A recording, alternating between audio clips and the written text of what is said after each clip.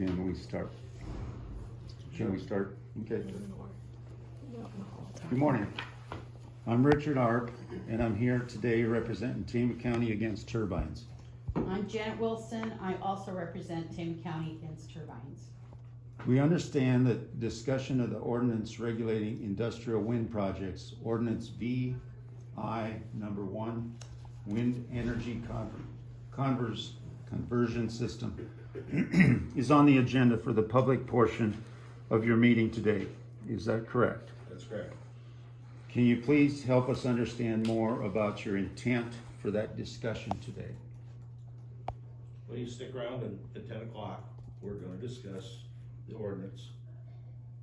Okay. Who will be speaking to explain the ordinance? I think if you have any questions, you can ask us.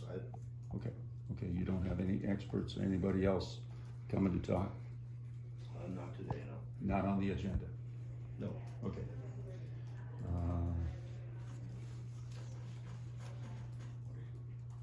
Who will answer any questions the public may have about the ordinance? Well, we'll answer whatever questions you may have. Will the county zoning administrator be there, Todd Apfel? No. Why not? Didn't ask him to. Didn't ask him to come. Okay. Will the county attorney Brent Herron be present at this morning's public meeting? Not that I'm aware of, no. Have you received any communication from him lately? And if so, what was in that communication? We answer that, I suppose.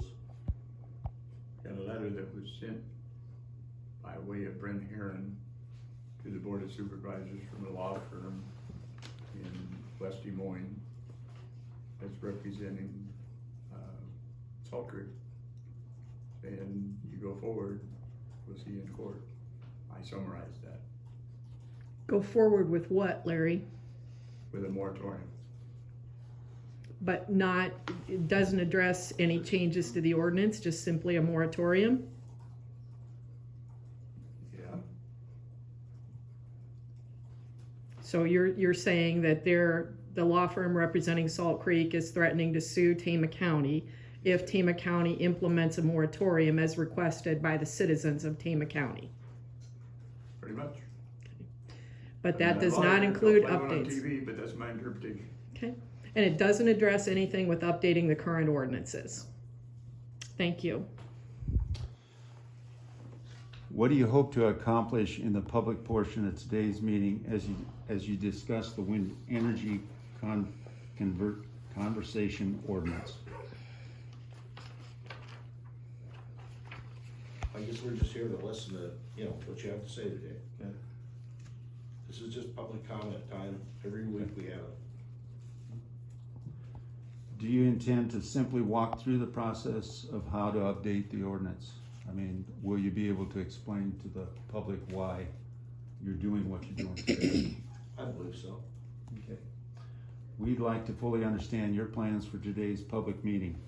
Can you please walk us through how you expect that discussion to proceed? I mean, will anybody else be allowed to speak, or will it just be the three of you discussing it? I envision it to be, a normal meeting would be three of us. Okay. Do you intend to propose any changes for the ordinance today? And if so, specifically what or why? I don't think so. I don't believe so. Can you help us understand who currently enforces Tama County's wind ordinance? Who enforces it? Mm-hmm. The zoning guy. The Todd Apple. So Todd would be in charge of enforcement. How does the enforcement process work? Well, there's more to it than that, because you guys reviewed the measurements as where you passed that annual construction resolution. And then- So beyond construction, does he check their annual papers, updates, safety records, complaints from neighbors? Sound. The sound levels, does he do any checking of that to enforce that they're following the rules and that everything is maintained properly? I would imagine if we got a complaint, I would imagine you'd go out and do that. What are the consequences for someone who does not follow Tama County's wind energy conversion ordinance? Do we have consequences listed in our ordinance now? You know we don't. I don't We think do not, okay. Is there a complaint process under the current ordinance? Will I even be able to get complaints whether we have it in ordinance or not? Do we have a complaint process? I mean, people call and complain. Do you have a process you follow once you get one? If we have a complaint about something, we will turn it over to whoever.